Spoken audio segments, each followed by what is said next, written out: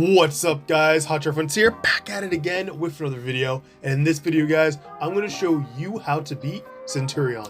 So if you guys do not know what Centurion is, it is an amazing synchro based strategy that has just come from the OCG finally in Valiant Smashers, and I must say honestly it is a one card combo to the Calamity Lock. It's insane, and personally I love how Konami has been pushing this synchro support in terms of just general decks around the meta. Absolutely love it. Gives me Yu-Gi-Oh! 5D's nostalgia all around. So let me go ahead and show you guys what we have in store here. So what is Centurion, right? So like I said, is a synchro theme focused on placing monsters in the spell and trap zone as continuous trap cards. So they are treated as trap cards. So it's similar to like a Crystal Beast type deck, but those are treated as spell cards, right?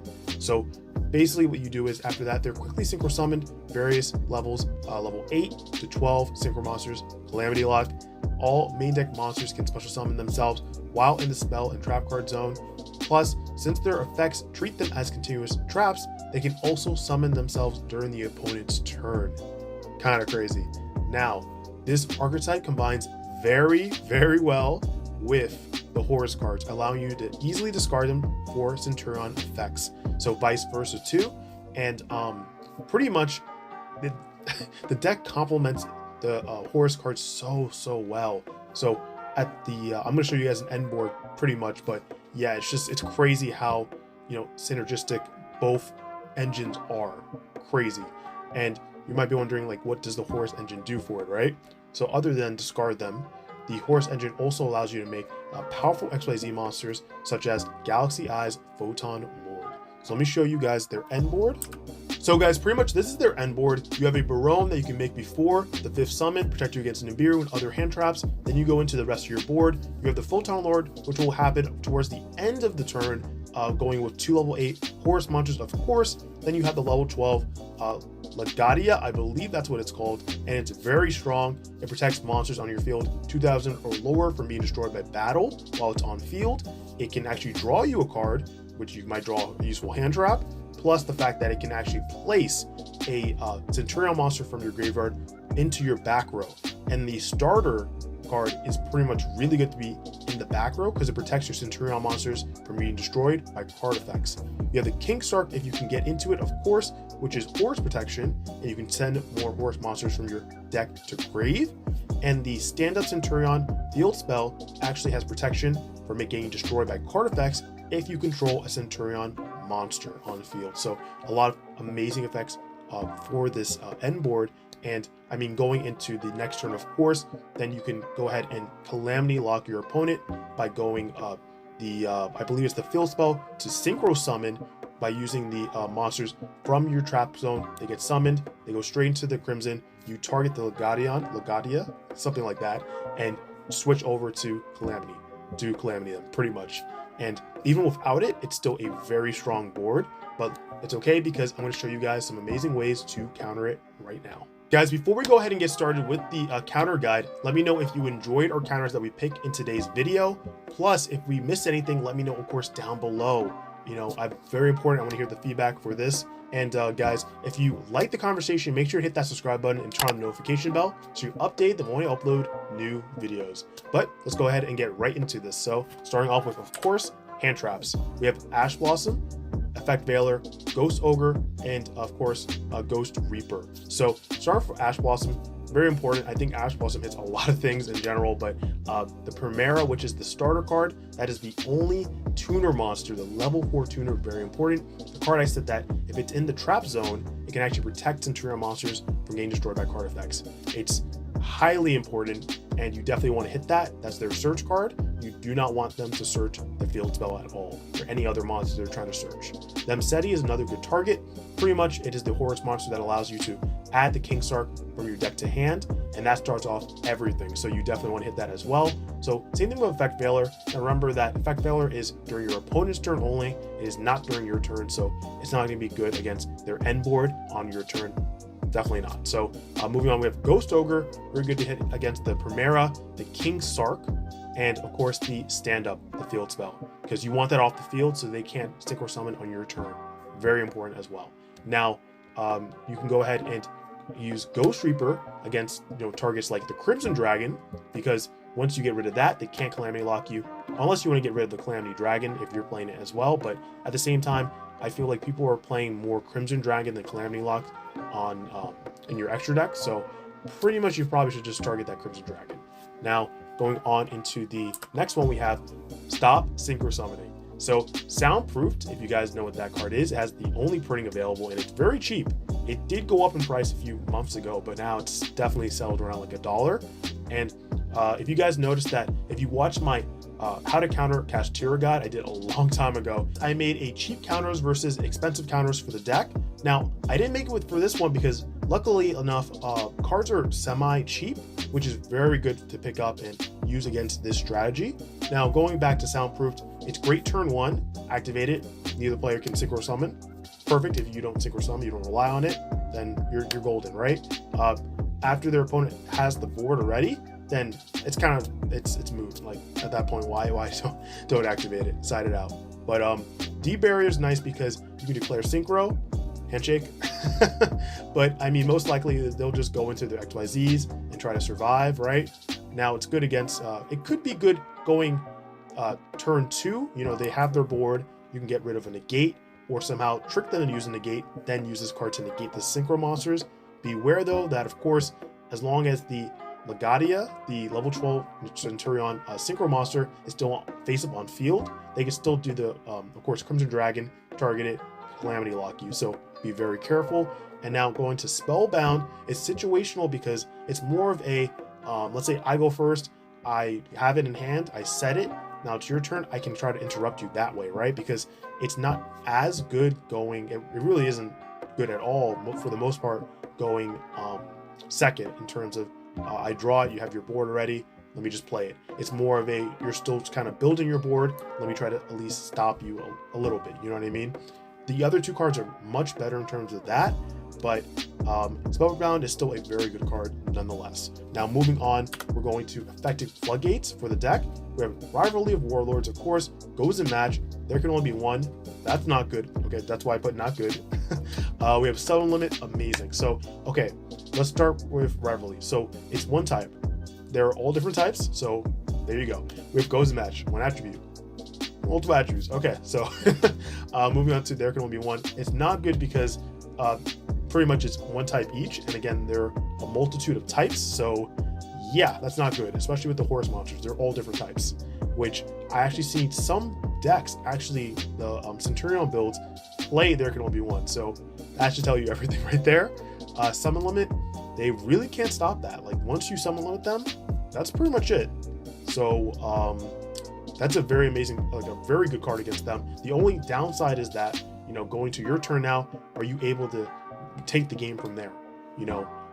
Unless of course you were already set up, you played this as a set card, and then now you're just kind of cleaning house. So that's the only like downside of that. But if you can overcome that side of 2 summons per turn, you're golden. Going on to the next one, guys, we have book spells. So cards like Book of Moon typically in this one, I feel like it's the best choice in terms of book cards. So pretty much target their Primera, set it face down, and also the Legadia. So the reason that you hit this one, because now the Crimson Dragon, once they summon it, has no level 12 target to go into the Calamity Lock. That's perfect too. Pretty much we have Book of Eclipse. It's great to turn everything off. Now again, you have to remember to clear everything because end phase, everything will go back face up, and they'll get a lot of advantage in their hand by drawing cards per card. Next up, you have Book of Lunar Eclipse, and less, applicable, pretty much applicable. I can't say that word, but we're gonna move on. So Book of Lunar Eclipse, it has to target special summon monsters, and the moment to target the monsters would be when they bring in them from the trap zone to the field before they go into the level 12 synchro monster. That's the perfect time to hit it, but it's so situational, and you could target other cards, technically, but personally that would be the better use of that card. And at that point, you're also going -1, you're discarding your card unless you want that to be discarded. So personally, I would go with Book of Moon or Eclipse if you're confident with Eclipse. Going on to our next one, of course, we have Stop the Graveyard. So banish everything, okay? I mean, Horus relies on the graveyard to stop that. Those cards are useless in hand.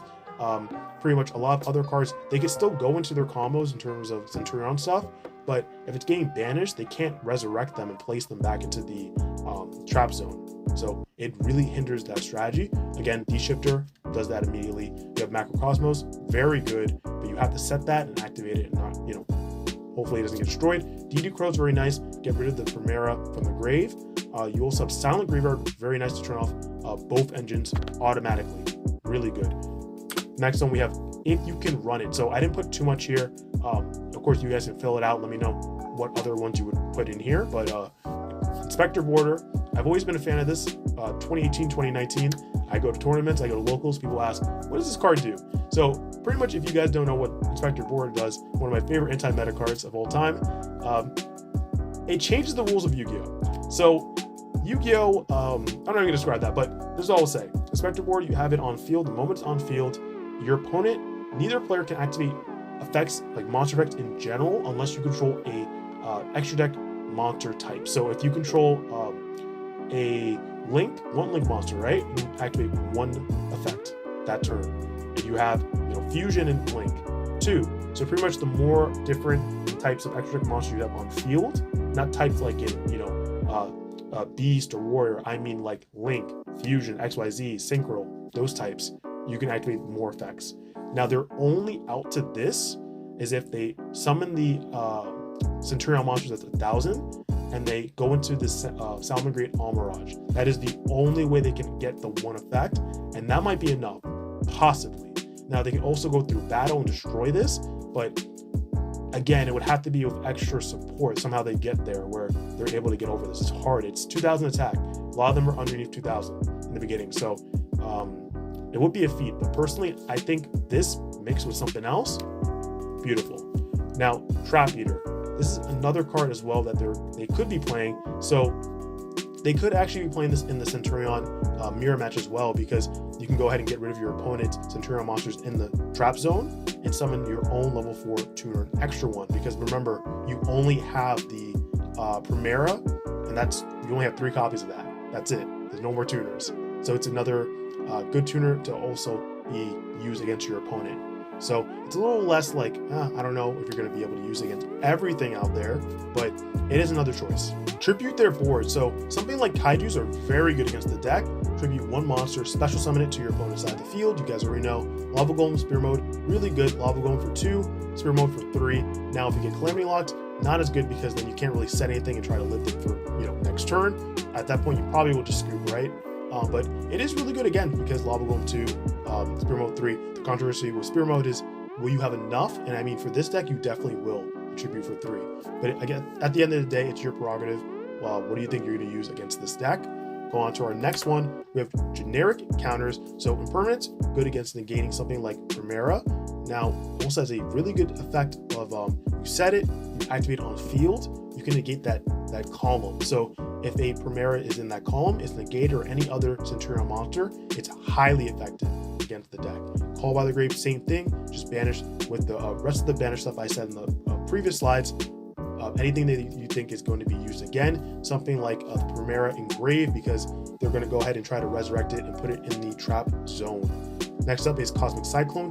Very good, get rid of the field spell. Even if they have a Centurion monster for protection against being destroyed, it doesn't destroy, it banishes. Very strong against the deck, and it can hit the back row as well. We have Dark Ruler No More, just shut down the board. Of course, they could still Calamity Lock you, but I mean, from that point, you kind of have to go from there and try to figure out how to stop that, or at least survive for the next turn. And we have our last thing here, and that is counter ideas. So pretty much the only real counter idea was Trap Sun, and that pretty much was how they have at least 2 Centurion monsters in the trap zone, and you can go ahead and use Trap Sun to stop them from activating for the rest of the turn, which is kind of niche, but at the same time, it is a little effective depending on when you use it. It may not be used, but I kind of wanted to at least let you guys know, give you guys my thoughts on that. Now, the other cards will definitely be used. You have Droplet, very good to stop. It stops your opponent from responding, which is very nice, and you can negate all of their negates, which is nice to see. Negate the key monsters, of course, and Super Polymerization is good because, again, your opponent cannot respond to you, right? And there are a lot of targets you can choose. And finally, Droll and Lockbird. So bad versus pure, because pure will pretty much just do what they want. Place is very strong in Yu-Gi-Oh! You can't really hurt it as much when somebody says place. So if it says, okay, you draw them, it's like, all right, well, I'm just gonna place stuff in my deck. I'm not gonna add them to my hands. Like, come on. Now, something against like Horus, or if they add other engines in the deck, it will heavily affect them, because now they can't get to the board that they wanted to get to at the end of the day, right? So guys, that's pretty much it. Thank you guys so much for watching. If you guys have any other ideas, let me know down below, of course. But if you guys liked the video, make sure you give it a huge like. Comment down below, what do you think of the cards I picked?